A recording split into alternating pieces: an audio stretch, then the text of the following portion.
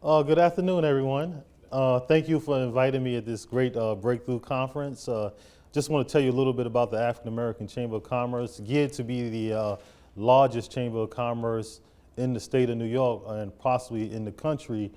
By sheer demographics, we have 1 million African Americans in the county of Kings County, Brooklyn, and Queens County have about 500,000 African Americans. In Long Island, coming in at a quarter of a million.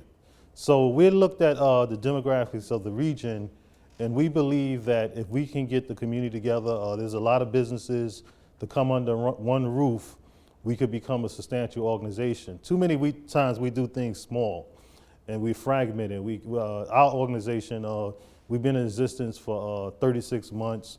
We get about 80 people at every meeting, which is very hard to do in any organization, is to get people coming every month. So we believe that a chamber is a business entity. As an example, we drive in business, we drive membership, we work very hard. And I've been blessed to be 25 years in the 100 Black Men and a 2-term president. And if anybody know about an organization like that, it turned over every stone. Wherever our interest was at stake, we was there.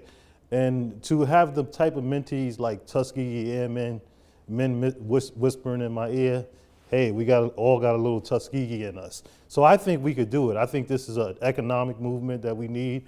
I mean, politics is good. Just this week, somebody posted a picture and said, well, most groups, they work together, so they're not really concerned about who's president because they succeeding in their local communities. So that's a very important concept, is bringing that social fabric back, having a community. And we've already seen that being the Chamber of Commerce, somebody was talking about business development earlier. We've got members that got a $100,000 contract just because I was honored with the president of a university, and then the university said, I want to work with you, and now I'm working directly with the procurement. They brought the chief of staff of the university. They brought the procurement, and the president had the stamp on it. So what I'm saying is that sometimes we don't have to wear nothing on our shoulder that we're African American, but we have to be able to turn every stone over. And we work in and through people, because all the things that we really get in life is what? It comes through people, the knowledge. Sometimes we may lack certain type of capacity, certain knowledge, and by working with each other, we extend our callings, because all of us is not excellent at everything. Is that right? Am I right? So if I use my calling, I'm gonna add my calling to Mrs. Yorson's event, and I'm not even gonna charge her, use my ability. I'm also the PR president of the PR Association, because public relations is all about raising your brand. We're gonna raise the brand of this conference. I'm gonna give us some ideas. I got 20 years of doing events, conferences, but that Chamber of Commerce is really all what it's about. Because if you really want to do business with us, you got to find a way. Where do you find the African American business? Anybody know? Where's our directory? Anybody know we got a black book today? Right? So we don't have a black book, but that Chamber of Commerce is your directory. And being able to call and say, I'm a member. So we're building, I think it's not just about money, it's all about building the social fabric of our community.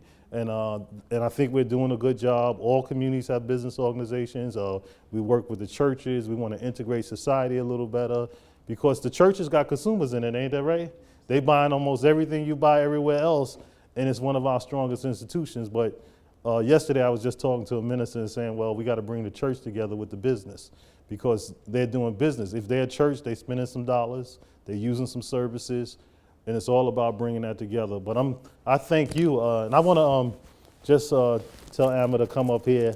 I got a token of my appreciation in my pocket. She didn't expect this. She is a new member. We generally pin a member at a meeting. We will do that at another public time. And I got to get the plastic off here 1 minute. But as a token of our appreciation, and as a point of privilege, I do present this token as a membership as we wear this, because a little pin like this, we're going to put millions of miles on it, and it's going to be recognized. And when she have it, somebody going to say, what's that? That's Long Island African American Chamber of Commerce. Because I said we're geared to be the largest African American Chamber of Commerce. And we welcome you aboard, and we know that you are the type of member that we need. And you have some serious credentials, so we're gonna be, I'm gonna send you a board profile sheet to be on our board as our attorney. Perfect. And just take this as a token, and we look forward to a long-standing relationship with you. Thank you so much. I mean, thank you for blessing us with your presence. And more than that, thank you for your devotion to empowering our people. This work is not easy, and sometimes we get very discouraged. But for decades and decades of your life, you have persevered through your leadership of Black PR, the Black PR organization, your leadership of the Long Island African American Chamber of Commerce, for your perseverance with 100 Black men. You have shown yourself to be a champion of our people. You are not taken for granted. We appreciate you, and we thank you. Thank you. And I just want to say this one thing. Last night I was at an event, and it really touched me. I don't know anybody from Roosevelt, Long Island in the room, but there was an organization called I Can in Roosevelt. And a young man was there that I used to go speak to at Roosevelt I Am Center. And he was a former mentee of mine when he was in high school. And he's now in charge of the Interfaith Network, feeding the kitchen 500 people a day. And he told me, Phil, you was my mentee. And I'm in this position because of the work that I did years ago. I'm talking about back in 1989. And I had to even remember his name at first when he came up to me and he gave me a hug. And I'm just saying, somebody's always watching.